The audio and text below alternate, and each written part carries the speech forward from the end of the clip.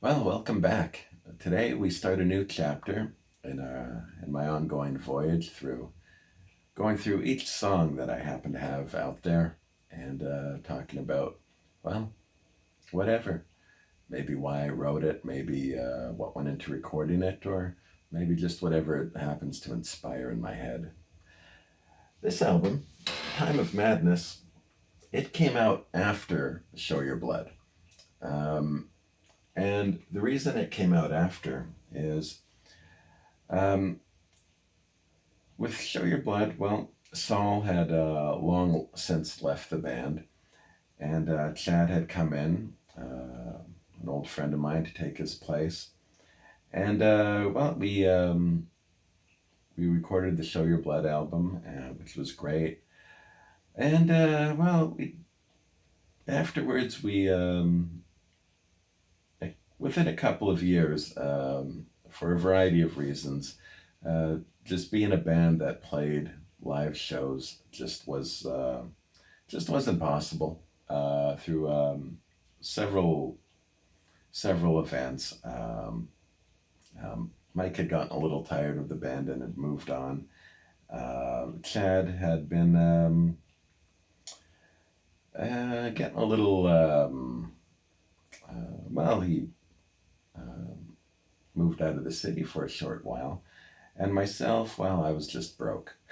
I was just broke and couldn't do anything that required any money whatsoever. But I did have some cameras, and I had, after we put out Show Your Blood, I had spent a lot of time making videos for it. And that sort of became like the weekend thing to do. Carol and I, who would help me, would head on out, and that kind of be our activity for the weekend. Hey, let's make a video. And after I made a few of them, I got it in my head, hey, wouldn't it be great to make a really long one, to make like a movie or something? And this coincided with the people involved with the band weren't really able to stick together, and I didn't really have a place to rehearse anymore. But I did have cameras, I did have a computer I could edit on, and I thought, well, why don't I grab uh, some of the stuff that wasn't released at the time to bring it together, see if I could clean it up, and use it as the soundtrack for a really long video, like a movie or something. And so that became Time of Madness, the movie album. But why did I have a bunch of songs just lying around doing nothing? Well, going back in time to immediately following Wreath is after Wreath was done, I decided to convert the attic of where I was living into kind of an extremely makeshift studio. It really the only thing that made it a studio was the fact that it had some drums up there, and I put some microphones up there and dubbed it a studio. And I got into a very interesting habit. Now, we once we created the Wreath, the acoustic songs from the open mic, we wanted to we wanted to go ahead and become the hard rock, the metal band, the punk band, whatever. As long as it was angry, I didn't care what you called it, and that's what I wanted to do, and that's where I was going. And Mike, who was just kind of learning the drums while I was getting things together, that's really what he was most interested in playing anyway.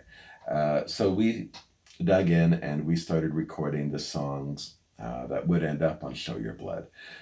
Um, Now, this particular recording would not be Show Your Blood, but it would become it would become a precursor, kind of the test run for it.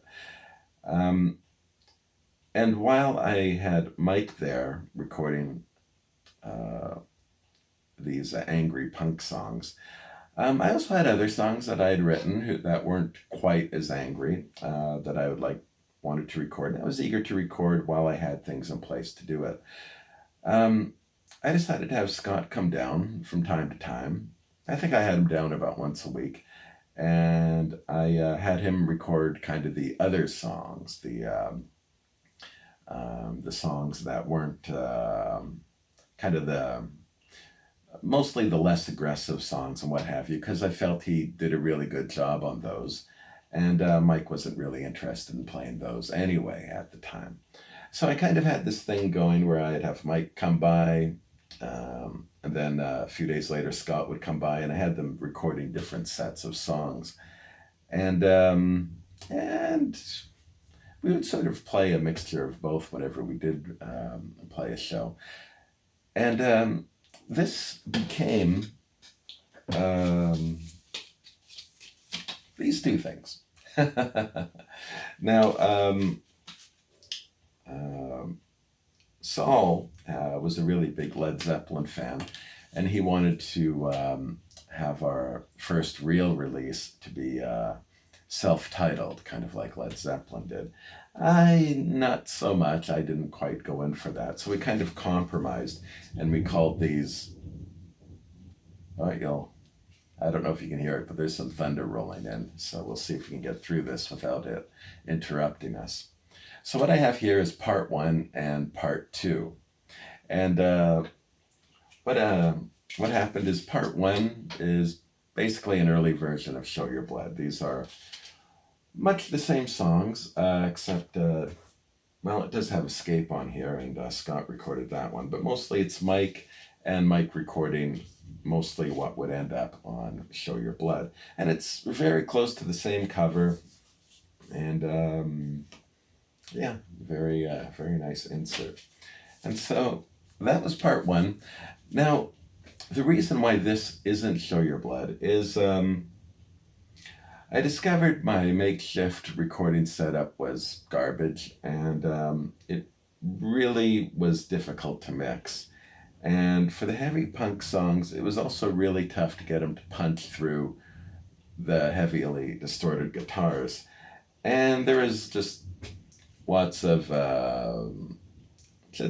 technical. Playing wasn't quite up to snuff yet. So this, after a couple of years of living with this, I decided to just, hey, let's just throw it out and redo it. And by that time, Chad was in the band and he was all for it. Now that's a story we'll get to when we get into Show Your Blood. Part 2 was mostly stuff that Scott recorded, and it was mostly the lighter songs. Although there are a few, there's an early version of Live Free or Die that would end up on the remixed version of Show Your Blood. And it's really coming down. And but things like Stars, Light Shines, The Walk, that all came from here. And when we decided to throw out part 1 and turn it into just re-recorded from the ground up, this also got the boot as well, with the expectation that we'd be coming back and revisiting this songs in the post Show Your Blood world. That didn't happen. We, from a combination of just Mike getting worn out and myself becoming broke and Chad being no help at all with any of that, these just kind of got forgotten about. So when I decided to do this, I took what I considered to be the best parts of this and Escape from the other one, and tried very hard to fix its mixing and turned that into A Time of Madness. All right, first it was called A Time of Magic, and then as years went by, I became less comfortable with the Magic label, and I didn't really felt it suited the final movie. And so that became A Time of Madness on its latest mix. But coming back to this, so this is when it was actually recorded. So unlike part 1, part 2, I didn't throw it out. I just, it was a huge exercise in trying to fix the damn thing in the mix. And I used every conceivable trick in the book to try and make this work. Oh, very nice. It was a terribly hot day, so I'm happy that it's the rain is pouring down right now. Ooh, you could really hear it. hopefully the audio here will still be usable, so I won't have to redo this. But A Time of Madness, yeah, an album. That's also a movie. So as I get to talking about it, I'll probably be talking about both the songs, both making it, and also dipping into a lot about actually making the movie. And hopefully I can convince a couple people who were helping me make the movie come down and share a few thoughts about making the movie that went along with it. And yes, that's what I like. I hear it's going to put on a real good show tonight, so I'm hoping to see lots of lightning come through. Yeah. I was actually kind of rushing this, hoping to beat the rain before it came pouring down, because I'm sure it's going to affect the audio, but I'm happy to hear that wind. It's been a terrible, hot, and miserable day, so I'm feeling real good when I'm hearing this thunder. Yeah, bring it on, bring it on. As long as I'm inside sipping my tea, bring it on. If I was outside right now, I'd be real unhappy. So, Time of Madness. Now, the songs,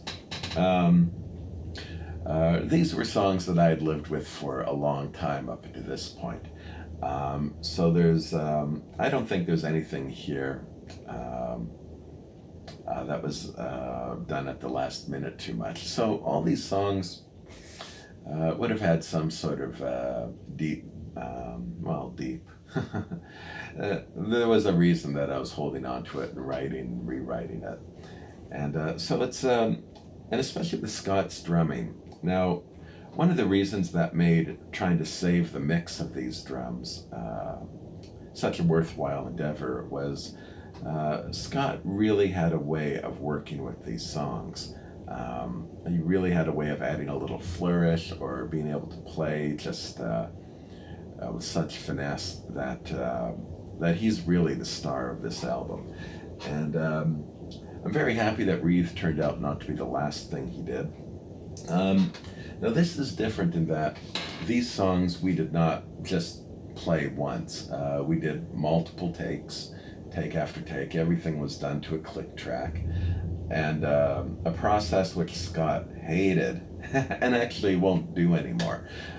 He really likes to live in the moment. He'll do multiple takes, but he doesn't like clicks. He wants to be in control of how things move, and which is the exact opposite of me. I like to set out a plan. I like the click in place, definitely. And if we gotta keep doing it a million times, then I'm gonna keep doing it a million times.